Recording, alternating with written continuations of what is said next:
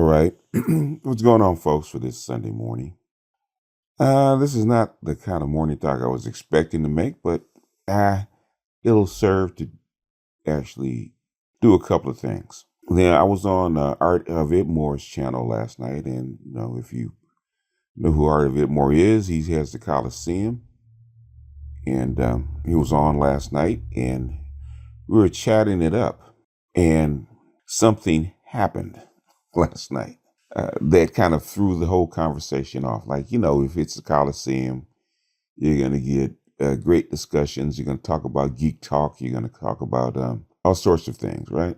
So we were chopping it up, and the Grinch came on. Now, anytime the Grinch comes on, like there's an old movie that when I was a little bitty child, right? It used to come on all the time. It was a movie called "Where Angels Go, Trouble Follows," right? So where Grinch goes, controversy will soon find it. But it is what it is. He's just that kind of lightning rod. But we're actually chopping it up. We're actually talking about books and science fiction and anime, and we were having that kind of male fellowship, just talking about ideas and stuff like that. And I guess earlier in the conversation, he mentioned a female commentator in like a passing joke, which that shit happens all the time. So the female content creator in this sector does date one of the regulars in the RedPill space. You can put two and two together and know what I'm talking about. We're not going to mention any names. If they hear it, they'll know who I'm talking about. And Grinch had mentioned something about the content creator, female content creator, like earlier on in the conversation. And so we're chopping it up, and the brother gets added to the panel, and we're still chopping up. We're going in like 30, 40 minutes. And he doesn't say anything, and we're chopping it up, talking about one of my favorite series, one of my favorite books, Doom. And we're going in, and we're having a great conversation about Doom. And so, it's about 40 minutes, and so the brother's sitting there, he ain't said nothing. So I'd say, well, he ain't said anything. I thought he wanted to get in on the conversation. So he said, he's sitting there, the fellowship. And so I asked him, well, okay, well, brother, you've been on a while, but you haven't said anything. Is there something you want to say? And he kind of shocked me, man. It kind of surprised me. He said, well, I don't appreciate you Grinch talking about my girl, and she ain't, she's not here to defend herself. And I don't have a pretty good memory, but maybe I missed it. And even Grinch didn't know what he was talking about, right? So we were going back and forth. I said, so they're going back and forth. And I said, whoa, time out. What did Grinch really say about this female content creator that made you so upset that you felt that you had to jump on a panel and try to check Grinch about it? And when we heard what he said, come on, man. It was a slight, but it wasn't a diss, right? It wasn't really a diss. It was a slight, and a very small one, especially on YouTube. It's like par for the course. It's like if somebody mentions that, or somebody says something about that, especially in the Coliseum, it's like, man, that's not even worth even a chat room comment, much less getting on a panel and waiting like an hour to actually address it. So it sidetracked the whole conversation. So for the next hour and a half, instead of talking about Dune, instead of talking about anime and science fiction and the things that were going on, because we were talking about 3 or 4 different science fiction series that were a spinoff from Dune. Star Wars. We're talking about The Expanse. We're talking about Altered Carbon. We talk about a whole bunch of different things. Just interesting stuff, right? And the whole panel got sidetracked and pulled down into a beef over one slight. Something so small, but since the brother had to come in white knight for his girl, who's a content creator, which I reminded him that if she was just a citizen, as we call it, it's just a sub, I could understand him being upset, because normally nobody drags subs into the conversation. And everybody knows content creators are fair game. Everybody knows content creators are fair game. It is what it is. And unless somebody was going completely knee deep into the content creator, like really going on a rant and really saying some Truly disrespectful stuff. In fact, what Grinch said after the brother came on the White Knight was much, much worse than what he said before he got on. And now he's may have sparked a back and forth that didn't need to happen. And when he was leaving, as he was taken down, he was leaving, I asked him, what did you learn today? I said, number one, you're not the content creator. You're the supportive role. You're a sub. And even the content creator wouldn't have gotten upset over that. She would have let it roll off her back and let it go and actually live to broadcast another day, because it's not, in the end, it's not really worth it. If you're going to be on here, there's a certain amount that you really have to let go.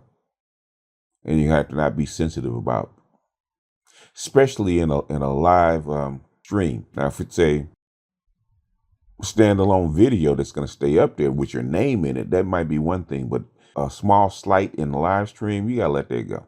But let me get to the business at hand, because now that I've explained it and I've given the background before I give the foreground, I want this to serve as an apology. And there's two things that Geminis hate. One, to be wrong. That's the first thing. Second is an apology. Why is this, the apology second? Apologies for Gemini are not that bad. Okay, if we've done something, apology is an apology. Yeah, so it's a big deal, but it's not really a big deal. The first thing that we have to get over, which is the major hurdle for Geminis to be wrong, okay, is to be wrong. Because the only reason you're issuing an apology is because you're wrong. And we hate to be wrong. It is what it is. And human beings are wrong all the time. It's just that is the angst for Geminis, to be wrong. We try to keep our mouth shut about things until we know that we have it right, or at least right enough to where it can't really be proven that it's wrong. It's like Geminis normally don't talk a whole lot, because if you talk a lot, you're going to be wrong about a whole bunch of stuff. So Geminis try to limit what they talk about. Okay, they really do.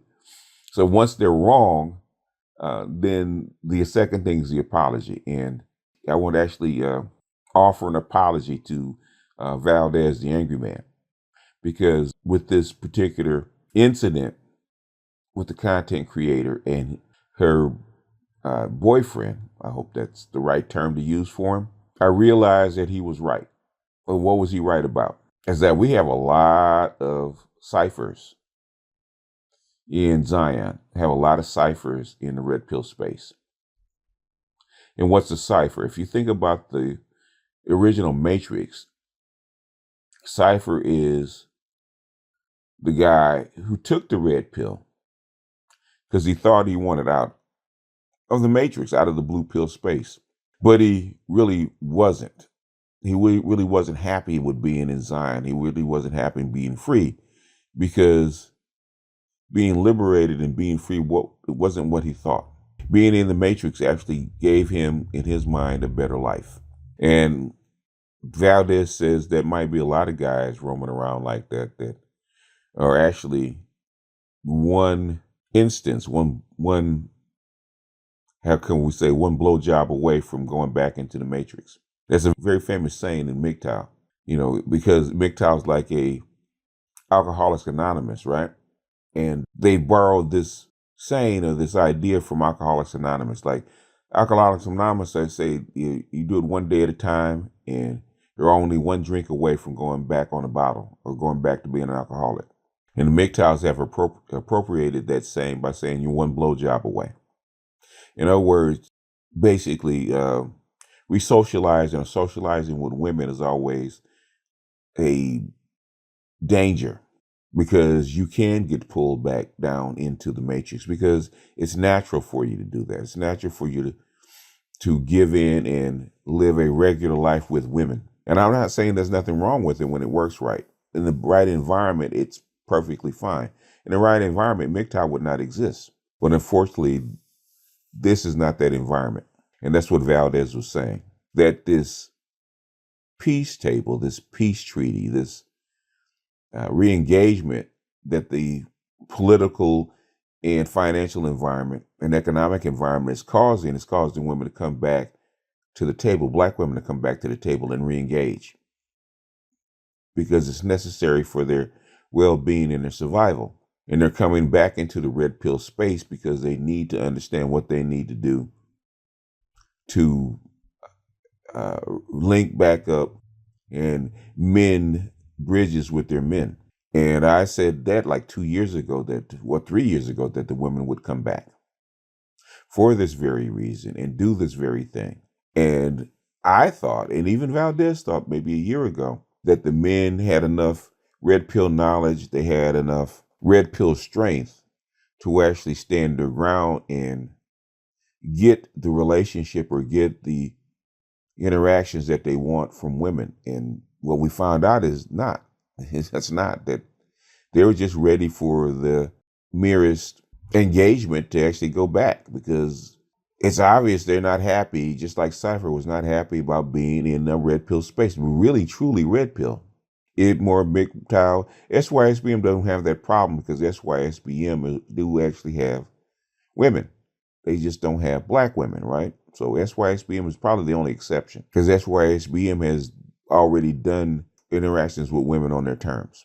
But even then, with SYSBM, these discussions online and in the YouTube space with black women can, as Valdez says, rock men back to sleep. And we've already had a couple content creators been rocked back to sleep and basically injecting themselves back into the matrix, even though they say they haven't.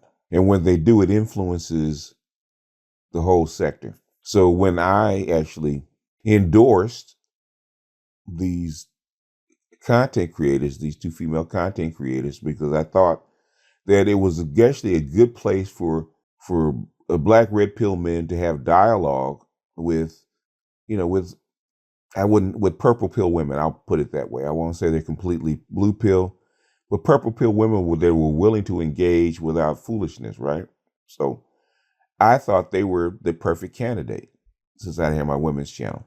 And Valdez has every right to be cautious about guys actually engaging at this level because, some of this foolery or fuckery, as he calls it, can go on a live stream, and guys engage in it and don't take the right precautions. They're going to get rocked back to sleep, and to accept these thoughts and ideas and actually get rocked, like he says, rocked back to sleep, take that one blowjob and basically go back to where they were, and all that work that they've done will all be for naught. And at the time, I kind of disagreed with him, not completely, but kind of disagreed with him. And I still had hope that brothers were strong enough to actually engage and learn something, because the channel, them going to that channel is about them learning and debating and getting the ideas out there and hearing certain ideas from a woman's point of view that they could either agree or disagree with, and actually use that as fodder or actually material so they can carry it out into their real lives. But some guys aren't strong enough to do that. And a lot of guys are not strong enough to do that because they're just that one blowjob away, that one drink away from going back into the matrix, going off the wagon, as Alcoholics Anonymous say, and going back to their old life, which they weren't happy with. So the incident with the content creator's boyfriend last night, where he was actually white knighting for his girl, which really wasn't necessary. But it taught me